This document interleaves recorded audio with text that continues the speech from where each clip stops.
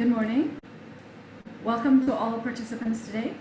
My name is Mariam Kartikatresni. I'm a board member of Indonesia-Australia Business Council and the country director of UTS College in Indonesia, and I'll be the host for today.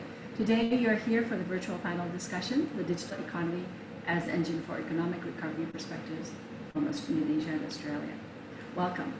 The event is a collaboration between IABC and University of Technology of Sydney, Australia, and supported by Austrade, KADIN, and IABC. The Indonesia-Australia Business Council is the peak business association representing private sector's business interests in commercial relationships between Indonesia and Australia. The IABC cooperates actively with other organizations in Indonesia and Australia and works closely with the Australian government through its embassy in Jakarta, particularly with Economic Section and Austrade. The IABC also works closely with Indonesian government ministries such as Economic Affairs. The IABC is often consulted by the Indonesian government on issues relating to the bilateral relationship. UTS is a dynamic University of Technology Sydney that at this time works together with IABC and is a dynamic and cosmopolitan university that marks the gateway to Sydney, Australia's economic, multicultural, innovative, and creative global city. It is the #1 young university in Australia. As the world and future of work changes, UTS continues to build the enviable, enviable reputation for fusion of innovation, creativity, and technology. And recent market research confirms that New South Wales leaders in business, the professions, and government believe UTS has the most industry-focused approach of all Sydney metropolitan universities. Welcome again to our virtual panel discussion, The Digital Economy as the Engine for Economic Recovery. And before we begin, we would like to mention a few house rules. The webinar is going to be recorded and will be made available in the coming days. We will share the link details soon. The format for today's event is as follows. First, we have opening remarks by Sally Deane from Austrade. And we have some welcome notes by Shinta, Kamdani, and KADIN. And we have setting of scene by Professor Prabhu Sivabalan from UTS Business School. And then that will be followed by a panel discussion from the industry players. And then we'll have an open Q&A. So allow me to introduce Ms. Sally Deane from Austrade. She is the Acting General Manager for ASEAN and Senior Trade Commissioner for Indonesia, based in Jakarta. And these roles, Sally is responsible for leading an experienced Australian-based and locally engaged team to promote and facilitate trade, investment, education, and tourism ties between Australia and markets across ASEAN. So let us welcome Ms. Sally Deane. Thanks, Mariam. Good morning, good afternoon, everyone. Salamat pagi, salamat sore. Let me start my remarks today by thanking the Indonesia-Australia Business Council and the University of Technology Sydney for organising and hosting today's important virtual panel discussion. I'd also like to acknowledge my fellow panellists and am very much looking forward to hearing their insights during today's event. As Mariam has said, my name is Sally Deane. I am Austrade Senior Trade Commissioner for Indonesia and Acting General Manager for ASEAN. And whilst I would normally be based in Indonesia, I'm currently back in Australia in my hometown of Canberra. And after an extended period here due to the global pandemic, I am very much looking forward to returning to Jakarta in early January. So Indonesia and Australia are close neighbours and we enjoy a great relationship across many areas. Most of you would know that earlier this year, the Indonesia-Australia Comprehensive Economic Partnership Agreement, or IACPA, as it is commonly known, entered into force back in July. This is a major milestone in the bilateral relationship. Under this agreement, Indonesian and Australian goods and services have improved market access in both directions. The agreement contains strong outcomes for both sides, and for Australia it contains strong outcomes in terms of Australian investment and service for service providers in areas such as vocational education and training, health, tourism and mining services. It also provides a set of high quality rules governing the treatment of services and investment. Importantly, it delivers modern rules on digital trade, which is what we're here to talk about today. Indeed, IACPA delivers a range of benefits in the digital space, from creating confidence for software exporters by not having to share source code as a condition for the import, sale, distribution and use of software, through to electronic trade facilitation through the use of electronic signatures and digital trade administration documents for cross-border trade. IACPA also addresses protecting consumer privacy, and in doing so serves to increase consumer confidence in the digital environment by focusing on protecting personal information in online transactions. The agreement also encourages collaboration to further support electronic commerce by sharing information and experiences on e-commerce regulations and policies, and encouraging the private sectors in both jurisdictions to develop self-regulation that fosters e-commerce and recognises the importance of cybersecurity. Of course, while IACPA is a great achievement, its success will depend on what we do next. It will depend on us being able to build on the strong interest that we've seen since the implementation of the agreement, to encourage Indonesian and Australian businesses to work together, to strengthen their understanding of one another, and of course to deepen their trade and investment relationships. The digital economy is one area where we see opportunities to drive deeper integration in the Australia-Indonesia business relationship. Indeed, as we see more and more businesses emerge across the digital economies in both Indonesia and Australia, we think there are emerging opportunities and increasing opportunities to bring together our digital ecosystems, particularly in areas such as cybersecurity, digital startups, and digital training. One such example of where our tech communities have come together is Australian cloud communications company Whisper. In 2016, Whisper expanded into the Indonesia market off the back of its work in Singapore and North America.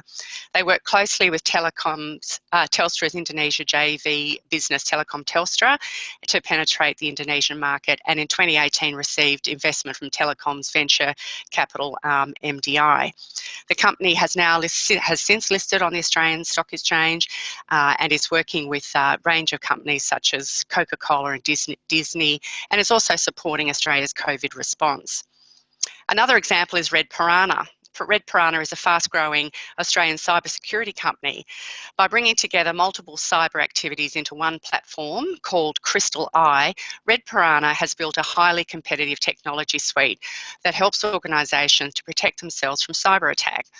Up until 2018, Indonesia had not been on Red Piranha's radar, but following an invitation to participate in a cybersecurity and IT governance conference in Jakarta, the company was impressed by the advanced state of Indonesia's cybersecurity legislation and the range of opportunities on offer for their Crystal Eye platform. A year later, in March 2019, Red Piranha signed an MOU with Indonesian IT group Prof worth Australian dollars $5 million. And finally, Amatil X, Coca-Cola Amatil's corporate venture, has been actively investing in Indonesia's startup ecosystem since 2018. Their first investment was in Cargo Technologies, a freight logistics startup offering a platform that allows shippers, transporters and truckers to connect, transact and track shipments in real time. Their second investment was in Wayu, a startup that works with traditional small-scale eateries and restaurants to help them digitise their operations.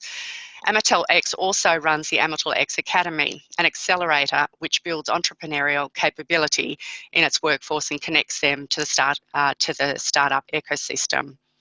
These are just a few examples of how building business connections between our tech communities has the potential to result in new and exciting partnerships, which can not only contribute to the development of our respective digital economies, but can also help both Australia and Indonesia recover from the economic impact of the global pandemic.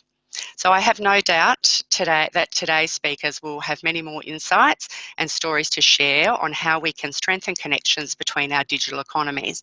I very much look forward to hearing from them and to the panel discussion in later in today's session.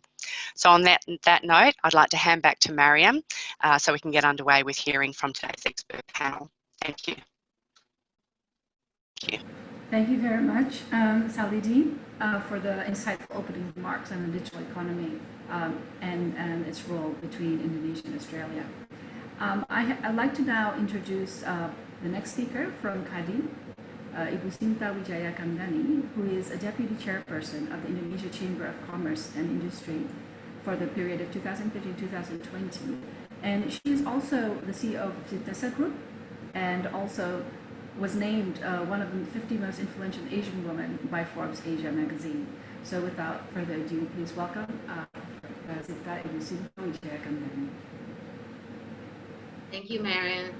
Good morning to you all, and good afternoon to those of you in Australia. Sally, good to see you again virtually.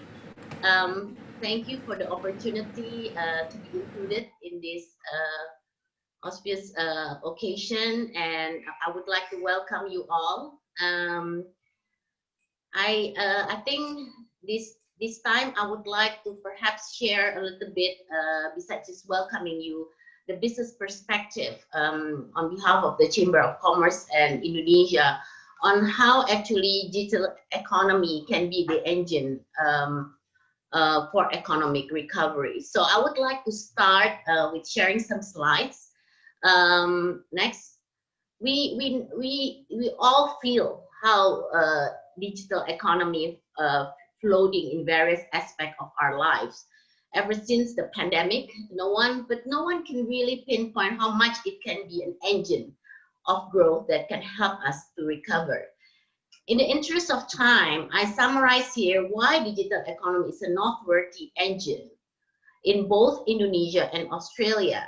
The backbones of digital economy is not only market size, but most importantly, mobile phone connection, internet penetration, and level of penetration of social media as user of digital economy, heavily influenced by social media. As you can see here, Australia indicators to mobile connection, penetrate of internet and social media outpace Indonesia in all aspects. This contributes to the valuation of the digital economy in Indonesia, which by end of 2019 is about $40 billion according to Google and Temasek, are equivalent to about 4.03% of Indonesia GDP in 2019, while Australia is about 126 billion Australian dollar, or about 7% of Australia GDP. Despite pandemic, I think digital economy is set to grow significantly, both for Indonesia at about 11% and Australia at about 10.3%. According to BPS, the digital economy is the fastest growing sector in Indonesia, with a growth of about 10.8% in second quarter of 2020 and 10.6% in third quarter. While all other businesses sector are basically contracting. Although this means that the digital economy is greater engine of growth in Australia than Indonesia, the fast growth of digital economy in Indonesia is making the sector as the most important and most promising sector also to generate jobs and improving purchasing power to drive Indonesia consumption-driven economy towards recovery. Next, although digital economy of Indonesia, I mentioned, is less than Australia, Indonesia digital economy is the biggest and the fast growing in Southeast Asia. And you can see here in the slides that Indonesia internet economic growth actually by 49% between 2015 to 2019. And this is the largest in the region. And we also expect the growth until 2025 with a CAGR of about 32% and value of about $133 billion in 2025, contribute 10% of our GDP. Next, this is, I think, Indonesia internet economy is expected to grow exponentially in the next 10 years, and it's led by the e-commerce with a growth of about 48% and value about $82 billion by 2025. The change in consumer behavior towards digital economy is very apparent in e-commerce throughout the pandemic. Prior to the pandemic, the growth of e-commerce already leading all other types of digital economy, thanks to the increase of affluent middle class, growing mobile and internet penetration. We can also see that the growth of millennial and Generation Z as consumer has tapped to change the overall consumer behavior since 2014 by becoming the leading age group. Now, we can also see here that the pandemic only served to accelerate and cemented the trend. According to the Indonesia E-commerce Association, aggregate e-commerce sales increased by 25% throughout the pandemic. A number of e-commerce platforms even recorded between 200 to 300% increase of sales. The survey in Google in November found that about 37% of e-commerce consumers newly joined e-commerce platform due to the pandemic. And about 93% of the new consumers stated that they will continue to purchase online after the pandemic. Although the online sales today is only about 5 to 6% of the retail sales in Indonesia, the Indonesian Retail Association expected number will increase to about 20% in 2021. The same transactions also expected to all aspects of the digital economy, like ride-hailing, trade, travel, media, finance, and banking.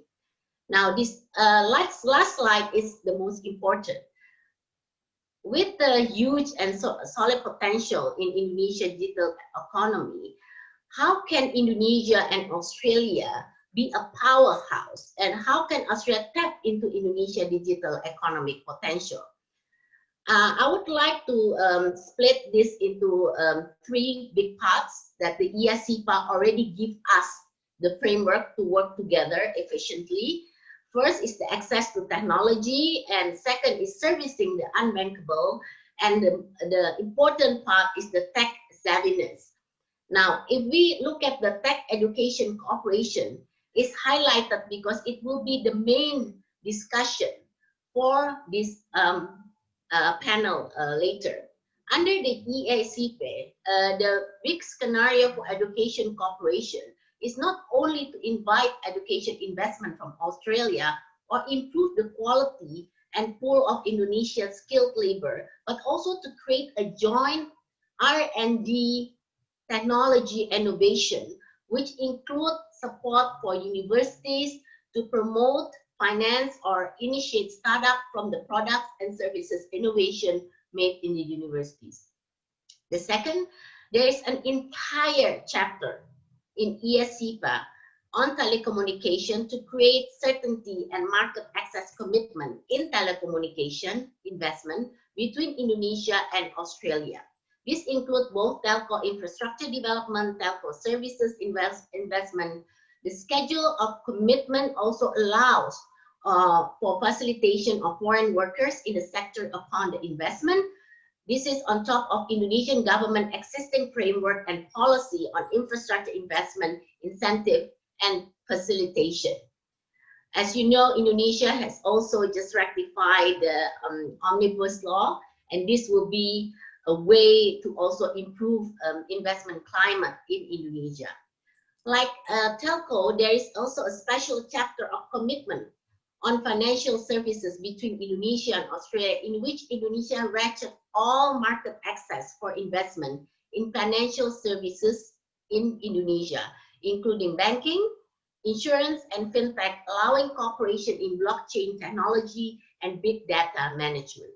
This means Indonesia will not apply any more restrictive measure for Australia on financial services investment in Indonesia.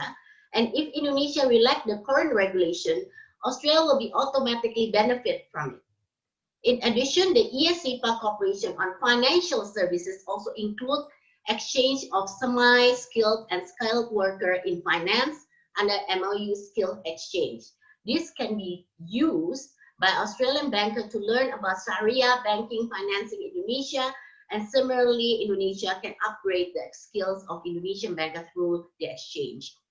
MOU skill exchange is designed to upskill and reskill workers in Indonesia and Australia on the following business sectors: financial and insurance services, telecommunication and information, media services, mining, engineering, and other technical services. So I really hope that today's discussion can really bring up more recommendations on how we can really share this opportunity.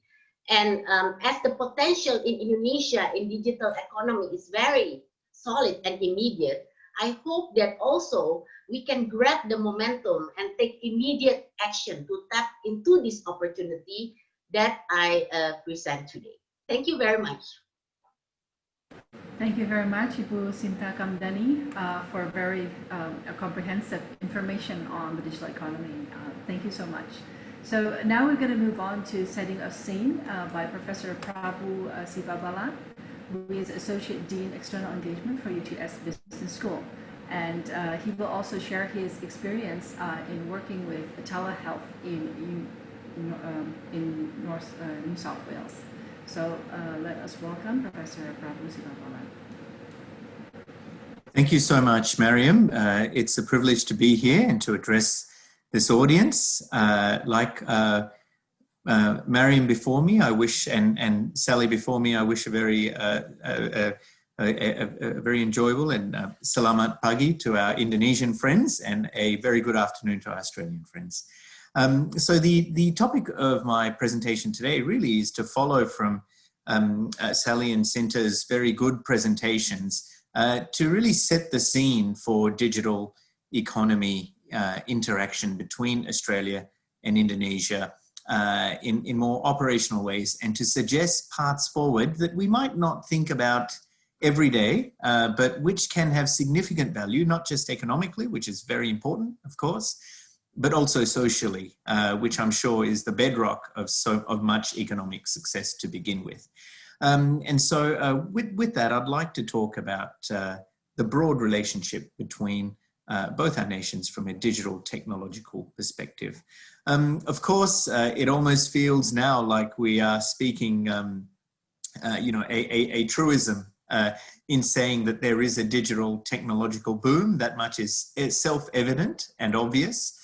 But new roles and jobs and opportunities are being created faster than ever before. If we think about the COVID year this year, COVID-19 in 2020, there are so many roles that we could simply not have envisaged would have existed pre-2020. I mean, even pre-February 2020. I was walking in a shopping center, walking down a travelator, and there was a gentleman in front of me with a vest. And the title behind the vest was Social Distancing Officer. I had never before in my life envisaged the job title Social Distancing Officer, but there you go, there it was. And if circumstances cause opportunities to arise, and employment to arise, and economic growth and boom to arise from things as disastrous as a pandemic, then what greater opportunity is there than in digital technology? And how much more might those opportunities be? COVID-19, to that extent, has brought to bear the importance of technological exchange more so than ever before. And it's accelerated things. You know, I've seen this with my own eyes as a university academic. Universities have transitioned to online learning in ways that we hoped we'd do in 5 to 10 years' time. We've done so in 5 to 10 weeks' time, literally, for many of our courses. In many ways, digital technology and its impact on society has been accelerated by COVID-19, And that's a wonderful thing. As transactions that minimize physical interaction are increasingly emphasized, expertise and the extent to which we share knowledge with one another, both strategically at an ideas level and more operationally in our day-to-day working of these digital technological investments, have become more important than ever before. Put simply, we all don't want to invent or reinvent the wheel separately. Let's learn from one another. And this wonderful collaboration between Australia and Indonesia, as exemplified by the IABC, is an excellent example of us doing that. Next slide, please. So I thought I'd start with a quick definition of the digital economy. We all think of the digital economy very differently. That much we know from research. I like the Australian government definition, not because it's the best one, but because I think it quite naturally encapsulates many aspects of the digital economy that matter to most people. It's the global network of economic and social activities that are enabled by information and communication technologies such as internet, mobile and sensor networks. And I think that very aptly describes the digital economy. I think what's also very important here is this social activity distinction that, of course, digital economy is economic activity, and that's incredibly important. But the underpinning of economic activity is social interaction and social activity. We engage with one another in ways that we've never had before, pre the digital economy. And that creates opportunities, economic opportunities that are just wonderful. But understanding that it's that social value and convenience value or accessibility value that drives the economic value, truly it's the social activity that drives that economic activity.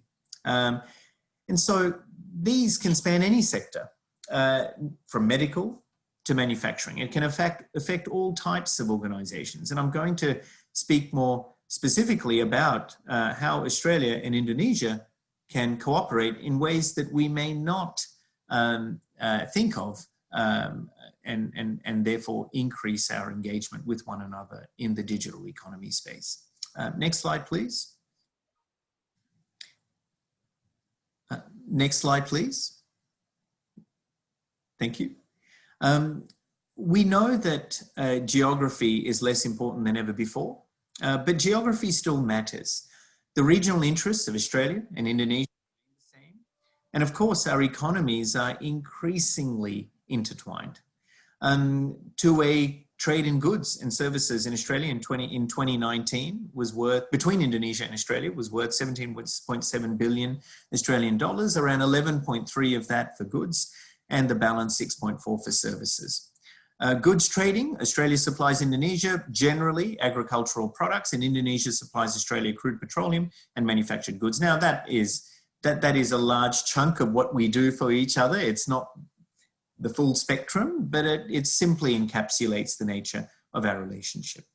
From a services point of view, again, very simplistically, in a nutshell, more than 1 million Australian tourists frequent Indonesia, and that forms a large part of our trade with Indonesia through tourism. And of course, 20,000 Indonesian students come to Australia, which we would class as an export to us in the form of education. And here I think is where the growth potential is, both in digitizing that relationship from a tourism and education point of view, but also going beyond tourism and education and thinking about how from a services point of view, we might support one another better than we currently do and trade with one another. Next slide, please.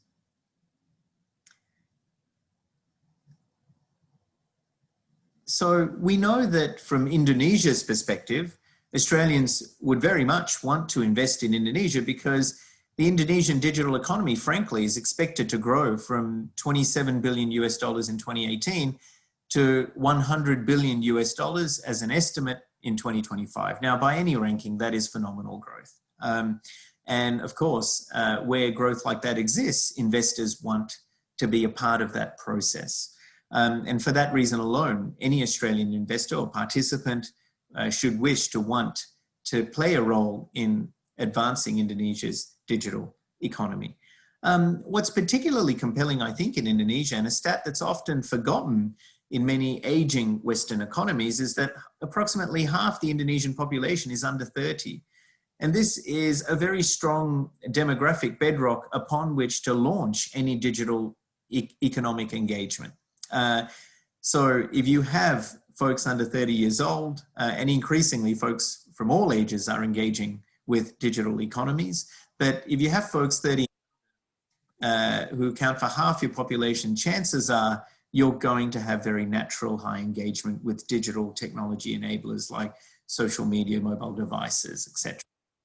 Indonesia also, it's often not acknowledged enough, I think, has an improving Gini coefficient, which tells you incomes are being distributed more equally, which is crucial in a digital economy model where money is, wealth is created by an expansion or a widening of services to the masses who by definition have the capacity to pay. And so if wealth is spread more equally, more and more folks are willing to invest in their ways for those services that they ordinarily might not have done. And so that it's fantastic that Indonesia only has an improving Gini coefficient. And of course, Indonesia's gig economy is burgeoning, and it's not only limited to Gojek, Tokopedia, and Traveloka. That itself should be enough reason for folks to want to get involved. Next slide, please. Now we go to Australia's perspective. Australia had a very healthy 2019 GDP of 1.89 trillion Australian dollars, and also has a very high ease of business rank, 14th in the world, reflecting a very strong and stable regulatory / business structure. And it has, of course, a very strong adherence to rule of law. Now, can I stress that I say this for Australia because its rank is particularly high, 14th. It's not that Indonesia has a bad rank at all. And Indonesia is fine as a country to trade in. I simply pointed out Australia's rank. I think if you look at the ease of business rankings, there are 195 nation states in the world since South Sudan became a nation state in 2011. And Indonesia ranks in ease of business rankings at 73. So there are 120 odd countries below Indonesia in that ranking. There is nothing wrong with that ranking at all. And Indonesia is a wonderful place to do trade in. It's just that Australia was quite high. So I thought to point that out.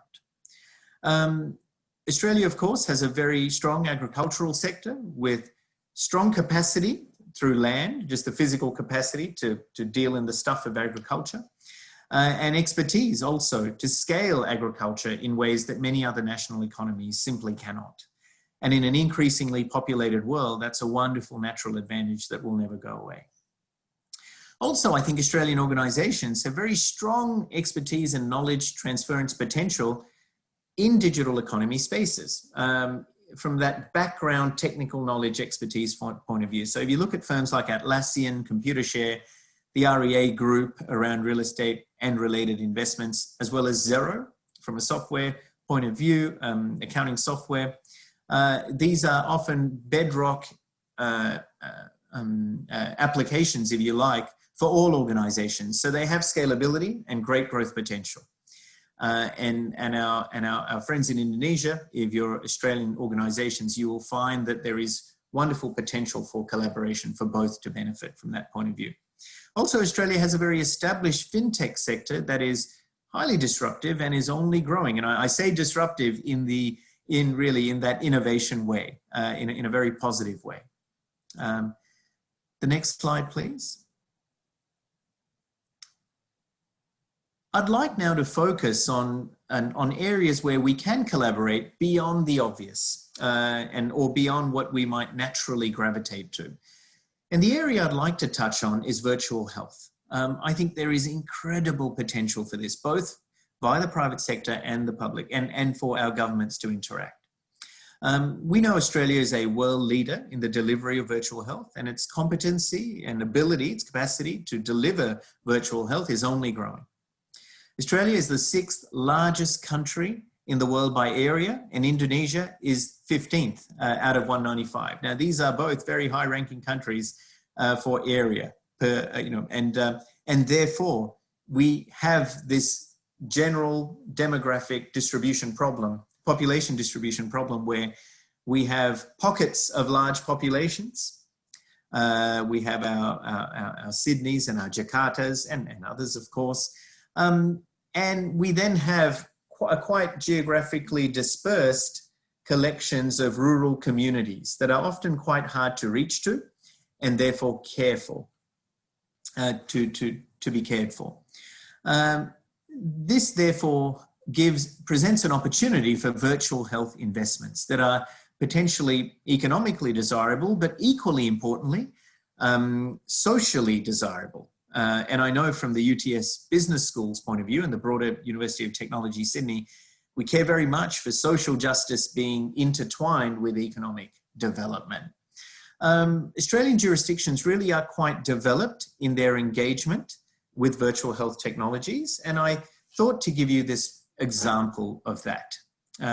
Next slide, please. So we have, if we think about the Western New South Wales Local Health District, located in the state of New South Wales, it's one particular region of the 16 different regions New South Wales Health is divided into. Western New South Wales LHD is a big region, covers 250,000 square kilometres. That's slightly larger than the entire UK, the United Kingdom, but it has a population of just under 300,000 people. So that's just under 1 square kilometre per person. It's a highly dispersed regional populace. Now, you have pockets such as Orange and Dubbo, and of course Bathurst, where you might have larger population concentrations, but a large chunk of these smaller population distribution, these smaller population pockets, simply, we don't have the resources to have a hospital for each one of them. Next slide, please. So, given that virtual health or telehealth is critical in that type of region, from 2015 to 2018, Western New South Wales Local Health District increased its investment into virtual/telehealth significantly. And that investment was met with great success. Their telehealth strategy was a finalist in the New South Wales Premier's Awards in 2018, and its outcomes speak for itself. Compared to the pre-telehealth period, in 2018, post-telehealth, there was a 633% increase in the number of telehealth calls, a 462% increase in the hours, the time of the calls, not just that there were calls.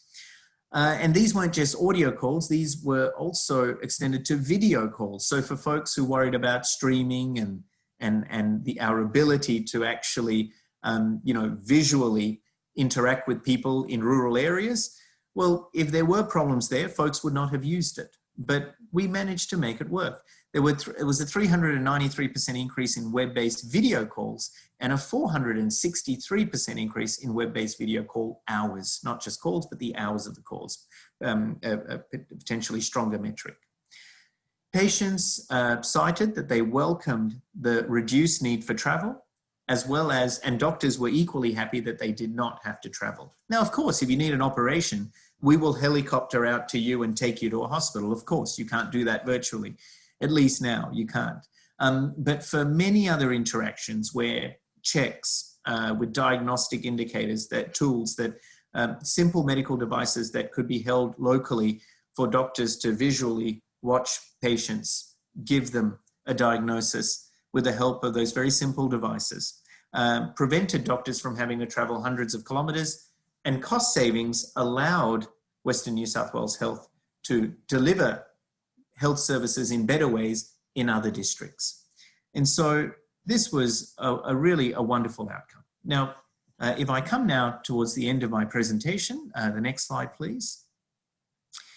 The challenge I have for all of us is in the spirit of knowledge sharing, so we don't reinvent the wheel, can Indonesia perhaps borrow some of this technology and do the same for their own rural populace? For example, could Australian governments or corporates work with Indonesian government or corporate sector reps to set up rural telehealth centres in Denpasar for rural communities east of Denpasar?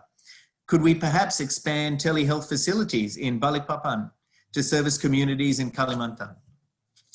you know, can we do this? Of course we can. The technology is there, the knowledge is there, the implementation is being done.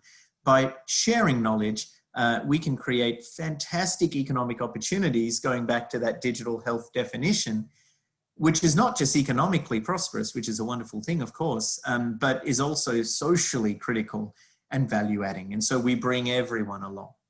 So digital health collaborations, of course, must include the gig economy investments and financial services investments. They always must, and that will only grow. But if we can go beyond them as well, we will see tremendous opportunities to advance society. There really is infinite potential in this space. Thank you very much.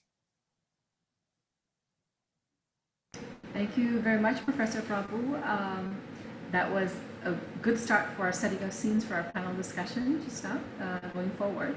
And so if any of you have any questions, please feel free to write in the Q&A section, so that we'll be answering any questions after, during that Q&A section. So next, we'd like to introduce now to our panel discussion. The panel members for today is Mr. George Iwan Marantika, the President of IABC Indonesia-Australia Business Council. And then we have Pak Yansen Kamto, our founding partner of Kynesis Group, Timothy Christopher Delahunty, Director of Technology and Operations, PT Bank Commonwealth Indonesia, and Alfian Manullang, Acting VP IoT Business Telkomsel, also GM Industrial IoT and General Manager of IoT Smart Connectivity of Telkomsel.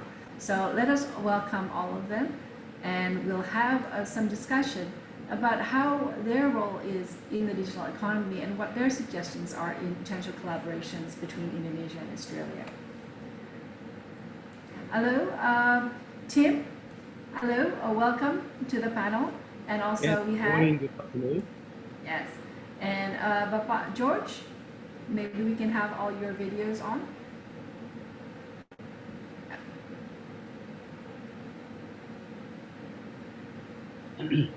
Yes, hello, hello. Pak George. Yes, hello, welcome. Pak Yansen, maybe welcome. Hi, hi. Yes, I think my video was disabled by the phone. Okay, we'll talk to the host to please enable the video. And Pak Alfian, thank you for joining us today. Hi, Mary and everyone, Pak Tim, George, and Pak Yansen. Yes, and so I would like to ask the technical support. Can we enable Yansen Kamto's camera, please? Yes, thank you. Hi, we can see you now. So welcome everybody. Thank you for coming here. So the first part we want to ask you first. I've introduced your titles, but maybe you can tell us just briefly what you do, and just a little bit about what you do right now. Okay, we can start with maybe by George. Okay, thank you, Ibu Mariam, and hi everyone. Pak Tim Delahunty from Commonwealth Bank, and also a fellow board member of IABC. Pak Alfian, Pak Yansen, obviously Bu Shinta, Bu Deane, and Professor Prabhu, and everyone on this webinar today. My name is George Iwan Marantika. I'm the National President of the Indonesian-Australian Business Council, and I'm also been highly involved on the issues of the IACPA. I'm with Ibu Shinta also on the Chamber of Commerce and Industry in KADIN, which I've been asked by her to chair the Australian Committee, Australian Bilateral Committee in KADIN. So since 2011, we have always developed, in terms of the Indonesian-Australian economic convergence through the IACPA, we have always put the digital economy as one of the main factors or pillars of this. And it's related to obviously what I do.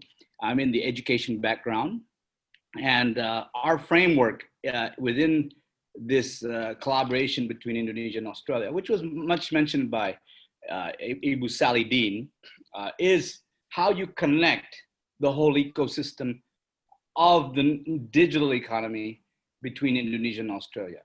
What is that ecosystem? It's the talent pool, which is developed out of education centers of excellence, like education providers, like UTS, obviously a leading university, a technology university, and not only in Sydney, but globally, but also Indonesian universities, where we build that talent pool and connect it to industry through incubation, innovation, in which, in this context also, we are able to commercialize the innovation that therefore brings in capital. Capital meaning venture capital, meaning equity, but also capital also needs an exit strategy, in which that capital could also exit out of institutions like the ASX. And I think Ibu Salidin gave a great example on how that works. So it is this convergence is what we're looking for.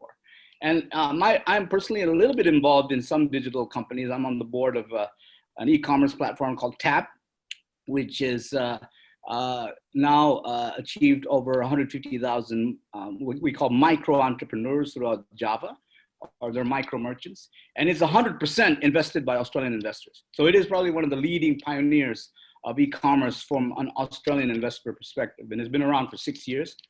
And doing quite well despite the pandemic, actually, and also on several other platforms. But we can have a conversation on that. But that is the basic frame that we've been looking at in terms of Australia and Indonesia. And I think the panelists here would have much more deeper content to say on this. And then I'll add some more later on.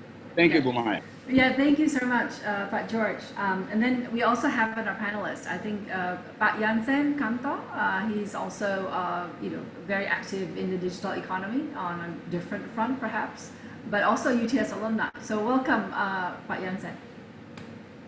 Yes, can you please introduce us a little bit? Yes. Thank you, Mariam, and hi everyone. My name is Yansen. Very glad to be here today with all of you. I'm a founding partner of Kynesis Group.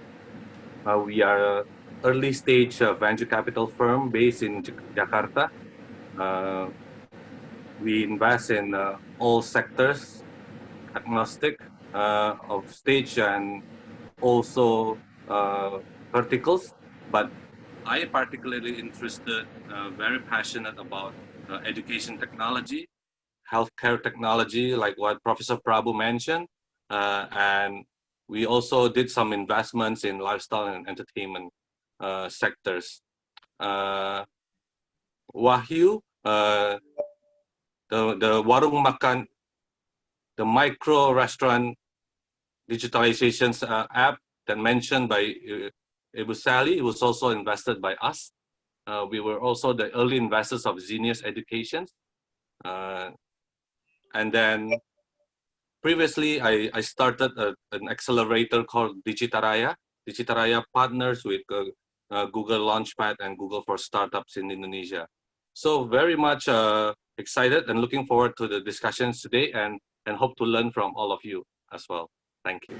Well, thank you so much, Pak Yansen. I think we'll also hear a lot more insight from you. But before we move on, we're going to introduce Tim Delahunty from Bank Commonwealth. Please, if you can introduce a little bit about yourself. Thank you. Thank you. Tim Delahunty. I've been here in Indonesia for 2 years now. And the first 2 years, I was CFO of Commonwealth Bank here in Indonesia. And Commonwealth Bank here in Indonesia is a consumer bank, a consumer and SME. So we find ourselves very much with foundations into the mum and dad, kind of the emerging mass affluent sector. Many would argue that it is the engine of the economy. We are both a business with digital aspirations, being a bank, and successful banks in Indonesia. Following some of the stats that Shinta led us through earlier, provide no doubt that the way for businesses to survive here in Indonesia and thrive is with a strong digital proposition. So we find ourselves both as a digital business, a business with digital aspirations, but also a bank that sees itself playing an integral role in the capital markets, the financing of e-commerce businesses for small and micro SMEs. In addition to that, we actually run a number of programs as well. Our WISE, our Woman Entrepreneur investment series, our ComUp Millennials program, our Banking Editors Masterclass, all with the vision and purpose to increase financial participation in the Indonesian market and to see the Indonesian micro and small SME sectors really do well. So thank you, Mariam. Thank you, Tim. I think we'll like to hear more from you definitely later on. But let us call on Alfian to introduce himself. He's from Telkomsel. Go ahead. Hi everyone, my name is Alfian Manullang. I'm currently acting Vice President of IoT Business in Telkomsel and also handling some business unit in Industrial IoT and also IoT Smart Connectivity. So basically, Telkomsel in investment both from Telkom as our shareholder and also Shinta. Both are step-on company in Indonesia and in Singapore. And both of our shareholder also having business in Australia, Shinta having Optus and Telkom having Telkom Telstra joint venture as well. So we are a pure mobile network operators. We have more than 160 million subscribers currently. We are the biggest #1 operator in Indonesia. What we do basically, we are a telco provider. We serve both consumer and enterprises on their broadband connectivity, and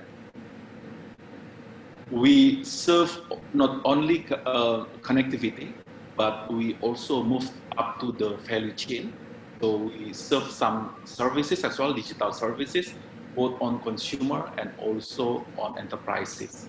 So in consumer, we have lifestyle, games, fintech as well with Widjaja, and also in enterprises we do a cloud platform and IoT, and also on the upcoming like 5G technology that soon hopefully Indonesia will have as well.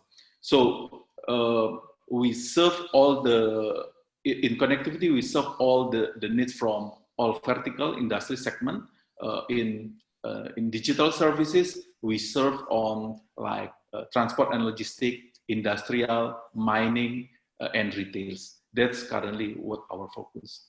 I think that's a first introduction from Telkomsel. All right, thank you so much. Thank you so much, Pak Alfian.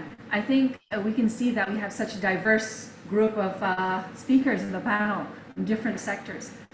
What I would like to jump into now into the question is, one is, what are the challenges and opportunities you see in the digital industry?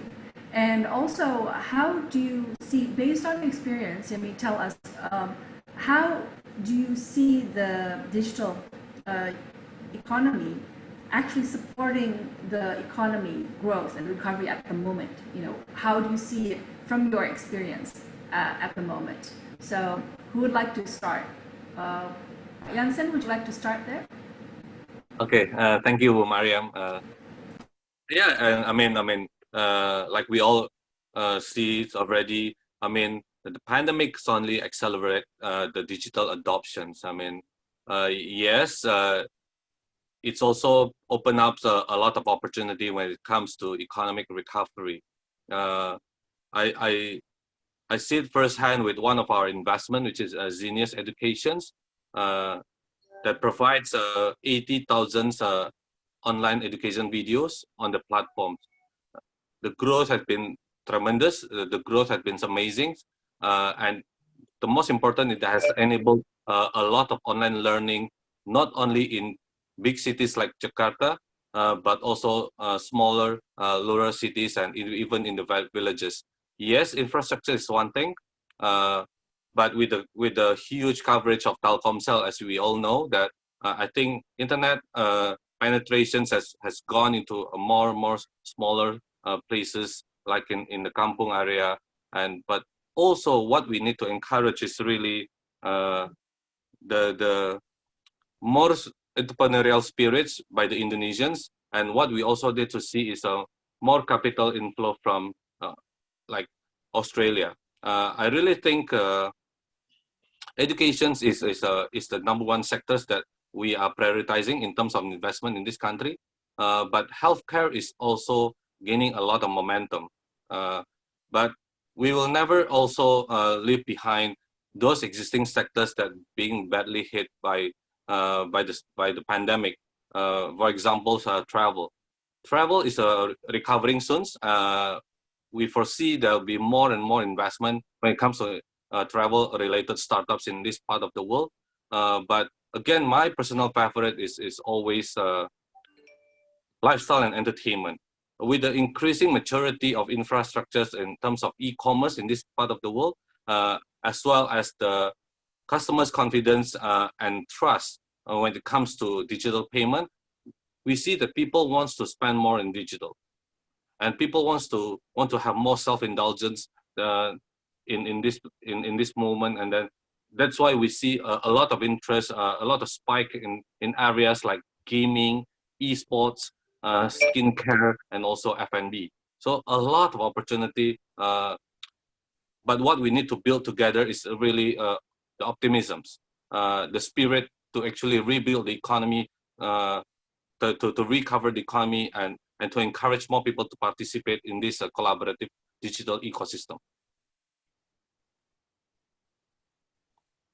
Maybe Mariam, to add maybe just to a few points. Yes.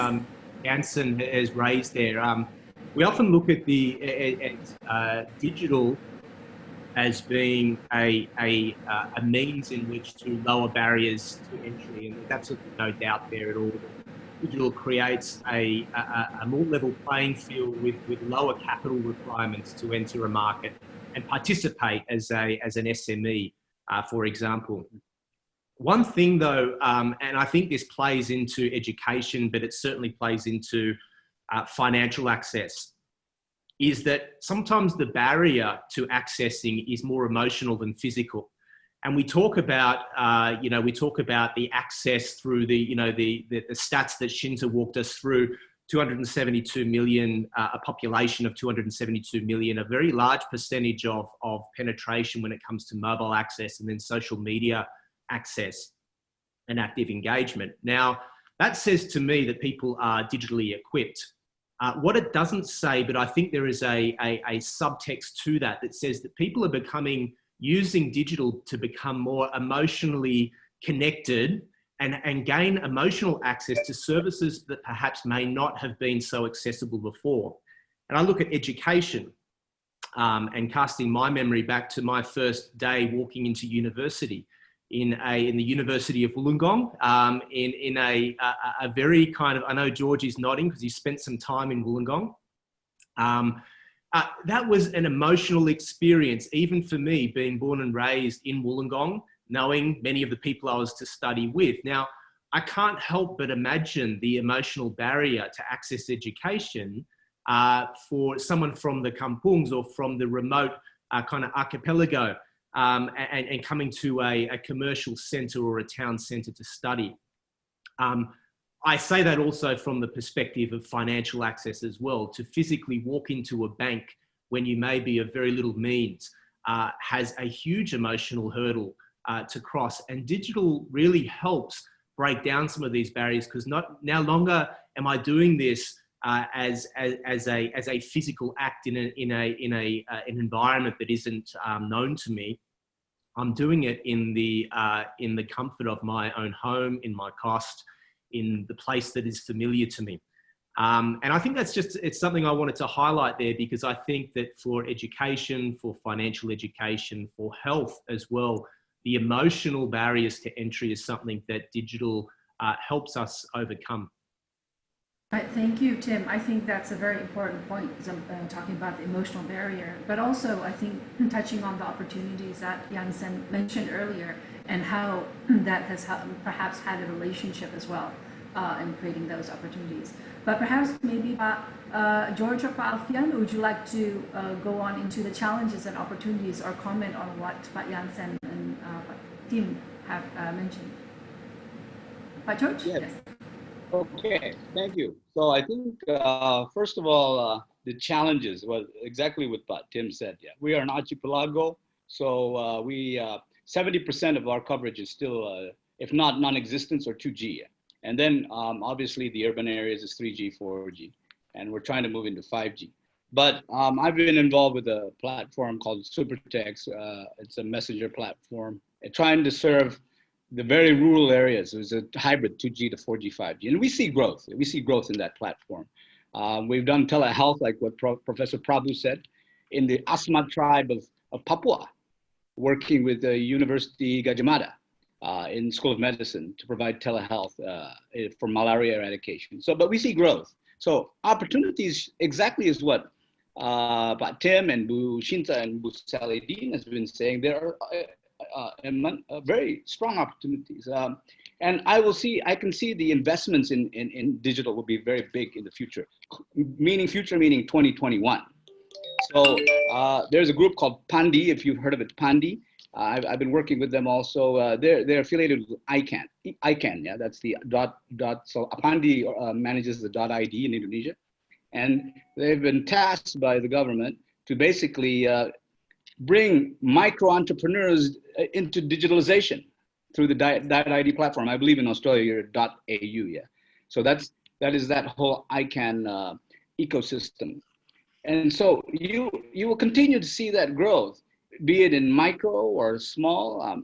The unbanked, like I mentioned earlier, TAP group, which I'm on the board of, is we see growth also, a growth of micro merchants that we've been building, and we're tapping into the unbanked. And that's, again, this is unique because it's a fully Australian investment. It's pioneered by Australian investors. And groups such as, another angle is also global groups working through Australia. A group that I've been noticing and I've been advising is Nelnet, for example. It's an American-based American-based tech company. And it's working with, out of Australia, out of Melbourne, to invest into Indonesia, to partake into the Indonesian digital economy. So you see that whole environment becoming very, very attractive. And I would say that what Ibu Shinta was saying, 2021, the hottest economy in Indonesia will be the digital economy. So be it if you're coming in from micro, trying to be getting to the digitalization, from programs such what I've been mentioning is .id, working with people like the Crown Princes of Yogyakarta to build what they call an SME.id, to bring people into digitalization from a micro business perspective, to activities such as what Tim, as the bank, a Commonwealth bank, is focused on small, medium enterprises, I believe, Tim. And so this type of activities, I think, is going to be very, very great. And it works, it fits with what Professor Prabhu has been saying and what Alfian and Yansen has been saying. Now, the key is taking it to the next level. And how do you take it to the next level? We have to be a bit more organized as an ecosystem. We have to work as an ecosystem. That's what made South Korea successful. It's what made many other countries successful, is a consolidation as an ecosystem.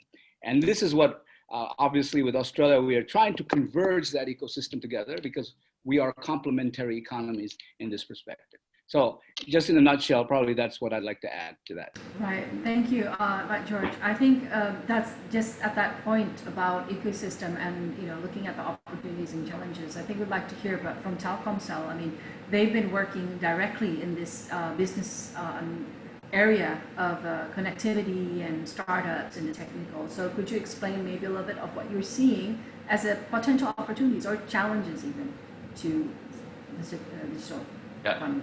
The challenges, right? Okay, Bu Mari, I think Pak George has bring it a very good point, how we can bring it together to the ecosystem. I'm fully agree with that. While also Telkomsel fix the basic thing. So currently we have, right, as Bu Shinta said, 124 penetration from our population, more than 340 million phones. Unfortunately, the smartphone only 74% penetration of using smartphone. But the one that using internet is only 60%. So although we grow very good in digital, but actually we still have a lot of potential. Around 70% of mobile subscriber is not using the internet although they have 3G, 4G phones, but they don't know how to using it. So Telkomsel is very, keen to educate them the reason to use. What's the jobs to be done by having mobile phone is actually a basic education that telco have to do, and we are doing this along with all the stakeholder government providing those remote area, because we are archipelago, right? So sometimes in one area it's very hard to do investment because economically it's not a good investment, but on a social responsibility we have to do it. So government have to step in. So we have laid out fiber optic around more than 200,000 kilometers from 84 provider, and after that, then all the stakeholders in the infrastructure also have to working in. So providing connectivity in remote area will elevate the life of the society. So while Pak Yansen will tapping the opportunity, hopefully Telkomsel not getting left behind, but we also fix the basic. So we do like fix the basic and also not to be left behind in the digital area. So that's why we having digital services. We work with in university. We have IoT labs, laboratoriums. We have hackathon event. Even Pak Yansen also one of our Telkom Next, Next Dev, where we incubate and we accelerate the startup as well. So all those points, I think Telkomsel is doing it, and then this is become an open opportunity of the ecosystem to work together. So I think Pak Iwan make it very right how we can collaborate, because you fixing one thing, but there are something else you need to fix fintech as well, like Pak Tim said. So to address SME, I think we are not in Indonesia. The SME is Indonesia is not the same in Australia. Maybe we call it micro SME or ultra micro SME. That's really very small. Then the ecosystem must work. So Telkomsel is very open on both consumer and also on the enterprise solution. So that's it, Mariam. That's very interesting, and I think I'd like to hear from Pak Yansen about what your thoughts are on that, because you're investing in these companies and supporting these companies. What are your thoughts on the SMEs and the micro SMEs and how to support them? Thank you for the questions. I think we all understand the opportunity that Gojek has opened up to the entire digital economy in this country, and we all know that Telkomsel just recently also invested in Gojek. I think this is one great collaborations that also already happening in the country, and I've also really see opportunities in other platforms like Tokopedia, Bukalapak, and Shopee, how they actually empowers all the micro and small entrepreneurs by providing the digital platform and open up access to bigger market across the archipelago. And we see more and more startups coming with solutions to actually help more SMEs to go online. A lot of platforms that Pak George has mentioned, so it's also very interesting. And we've seen increasing trends in terms of solutions that are very, very much investable. But at the same time, I would like to highlight also the importance of retail. A lot of people would agree that retail is dying. A lot of people would believe that with the pandemic, retail is going to take some time to recover. But at Kynesis, we believe very much in retail that will be born in a new way.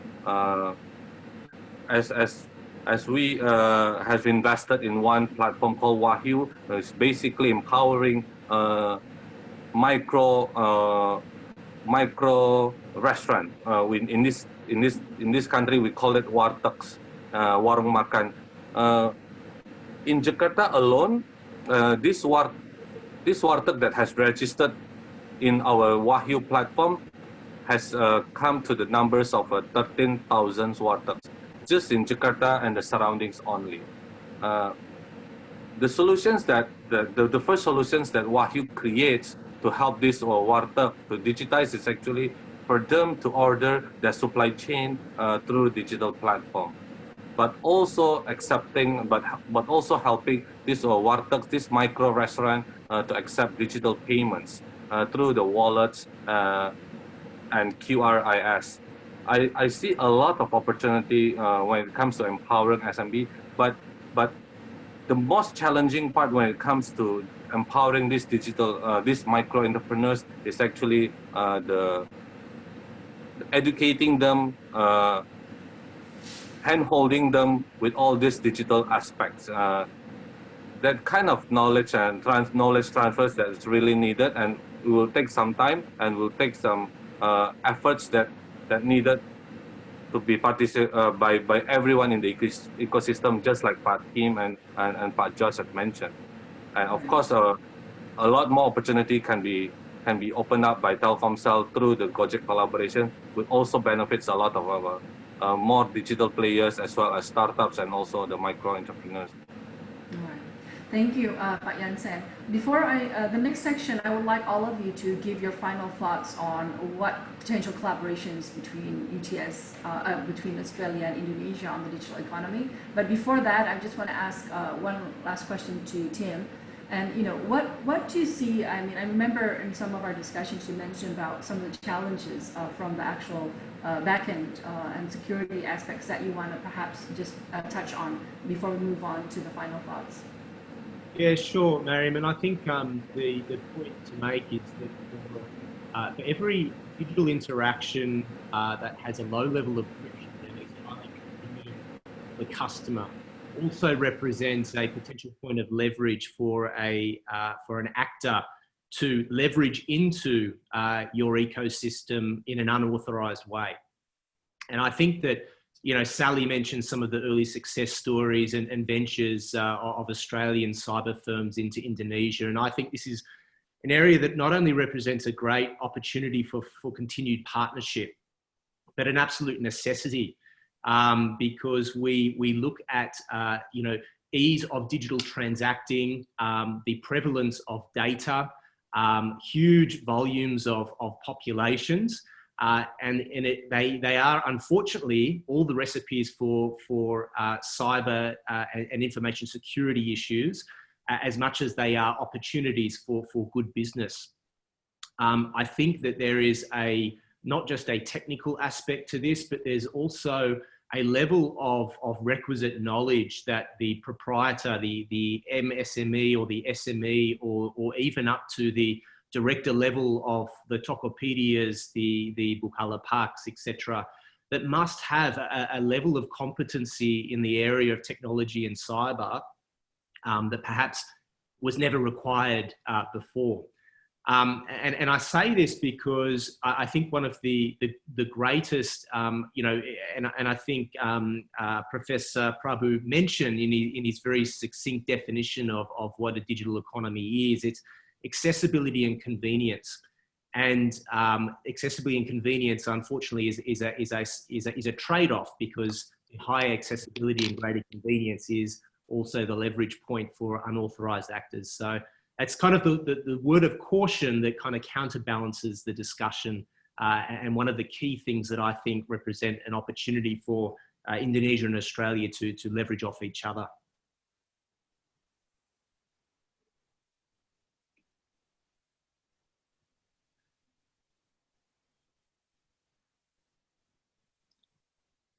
Just to move on, thank you, Tim.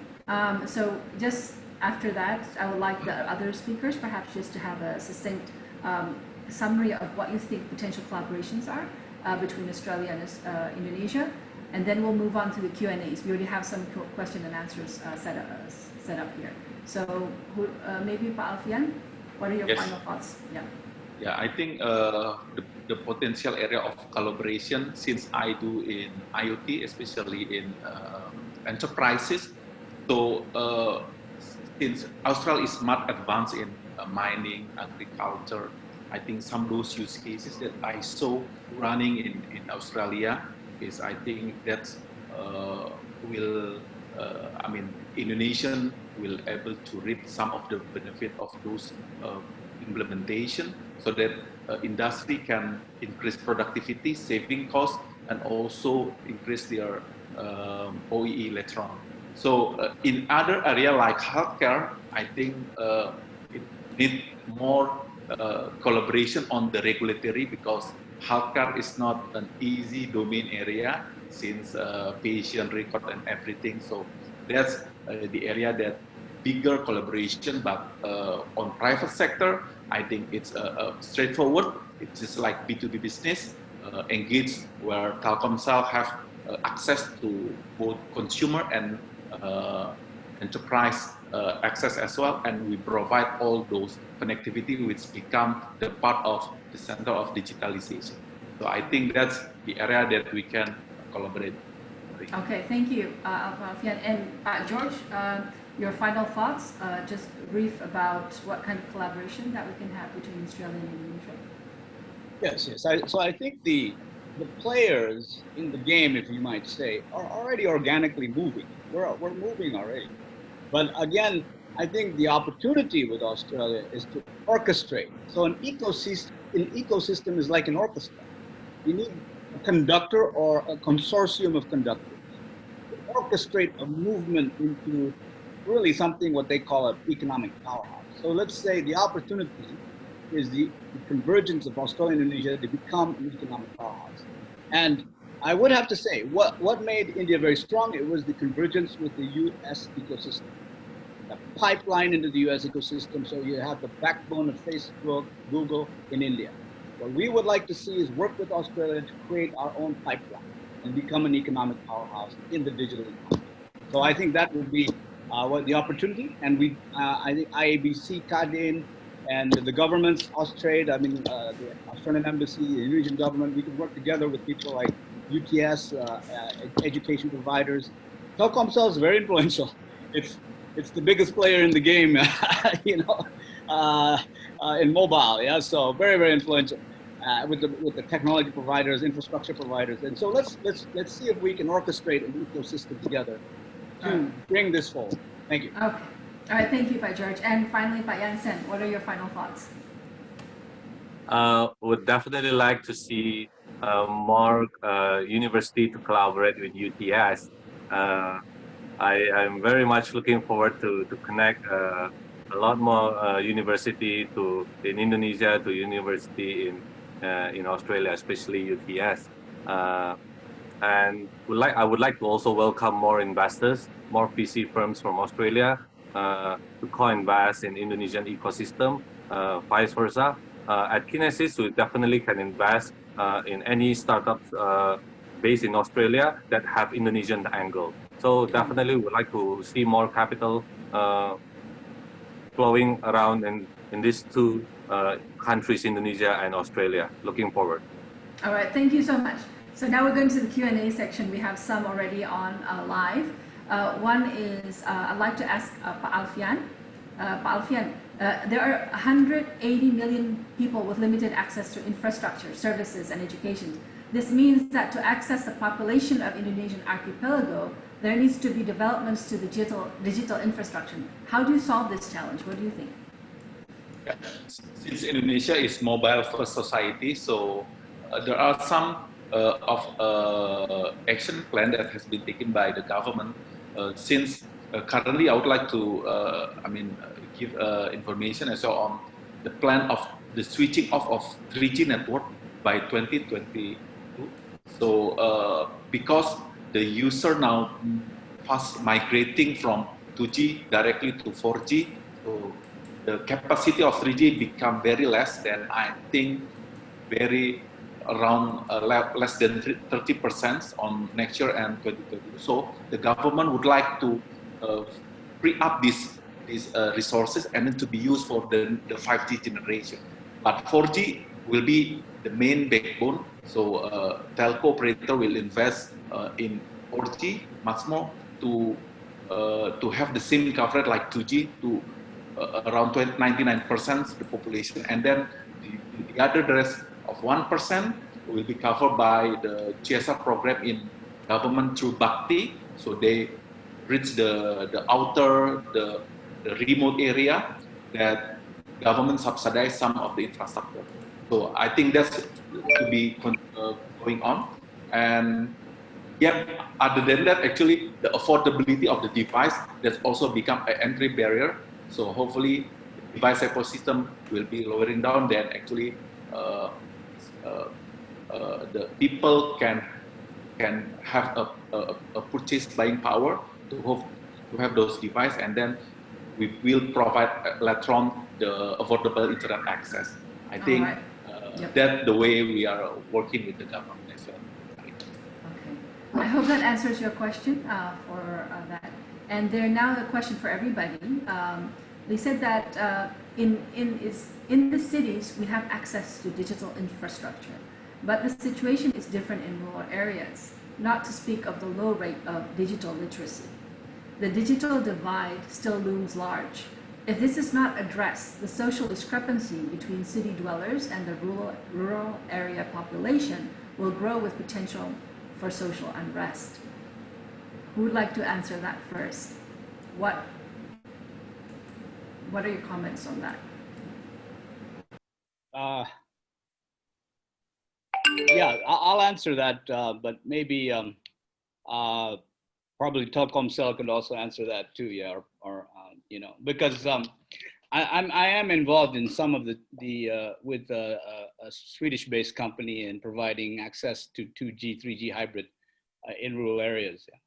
And but I could say that maybe in 2021 that particular aspect needs to be built up. That infrastructure has to be built up, because we're not just talking 2G. We're also talking a lot of blank spots, and it affects education actually, because I think Professor Prabhu was mentioning that too. Yeah, and education is very much affected with that. And so you will see in 2021, I think, a massive buildup of infrastructure. I'm sure Telkomsel has something to say on that. But at the end, I also like to say that people like Yansen and Tim, the financial sector, the venture capitals, the financial institutions, they have a major role also in this whole ecosystem. And so if you combine education, financial institutions, tech, and the talent pool, I think that would be a massive uptake in Indonesia's digital economy in 2021. But the infrastructure is very key. Thank you.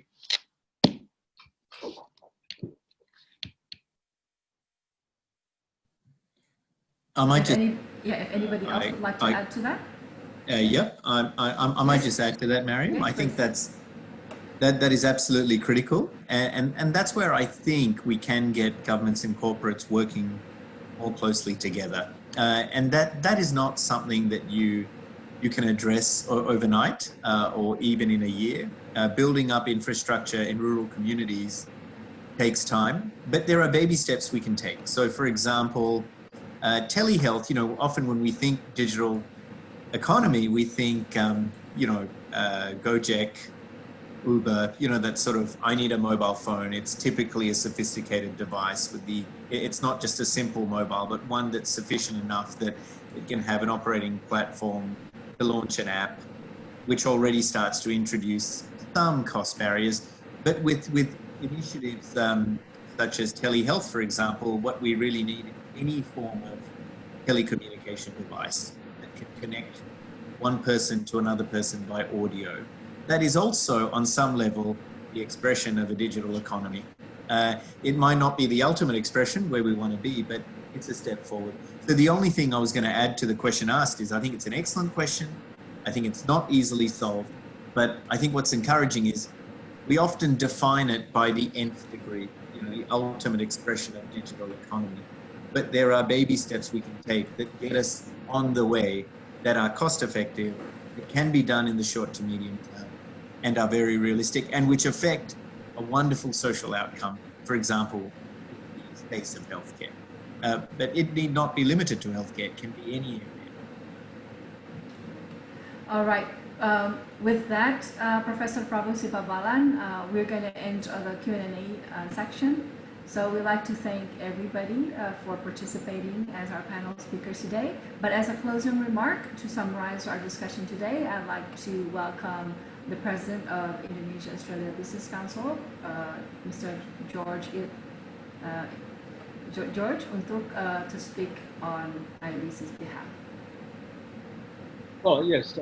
Thank you, Mariam. Again, I want to thank UTS for collaborating with us to basically open a dialogue on this issue of digital economy and how it becomes a driver for Indonesia's national economic recovery, and also Australia, I believe.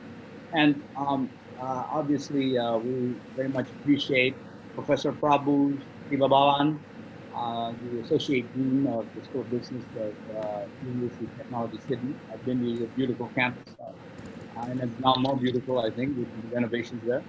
And also Ibu Mariam, the Country Director of UTS here in Indonesia, who's also on the board of IABC. So thank you for this collaboration. Also, I'd like to thank our fellow panelists, Ibu Sally Deane, coming out of Canberra. She is also on the board of IABC, but also the Senior Commissioner of Austrade. And also Ibu Shinta Kamdani, the Vice Chairman of KADIN, and also a very influential businesswoman in Indonesia. I'd like to thank also my fellow panelists, Tim Delahunty, the CFO of Commonwealth Bank in Indonesia, doing great work with small and medium enterprises in Indonesia. So thank you, Pak Tim. And also I want to thank Pak Alfian Manullang, orang Batak, I think, yeah? Manullang, yeah? So, yes. Yeah. Yes. So yeah, obviously from Telkomsel, Indonesia's largest mobile provider, and playing a major role in Indonesia's digital economy. Thank you. And Pak Yansen Kamto and Pak Yansen, investor in Indonesia's digital economy. We thank you for your participation in building entrepreneurs, micro entrepreneurs from startups. We need more people like you, Pak Yansen. And I believe you're a UTS alumni, right? Yeah, Pak. Yeah, Pak. Yeah, there you go, right there. So you have an alumni right there building Indonesia's digital economy from UTS itself. So we thank you, Pak Yansen. And so on behalf of IABC and our collaborating organization, UTS, again, I would like to thank the panelists and the speakers today, and also the participants for joining us. Let this probably be an initial step to together we support the orchestration of building the Indonesian-Australian economic powerhouse in the digital economy. Thank you, and I give the floor back to you, Mariam. Thank you so much, Pak George, Iwan, and we have some contact for IABC if you'd like to join IABC as a member, please contact. But also, just a final note, if you'd like the certificate for attendance, just go to the link on the chat and a link there, and you'll find a link to get your certificate. But once again, thank you very much for joining our event today, our virtual panel discussion. And we hope that you will join us again on another event for IABC Connect and also with UTS on digital areas and discussion.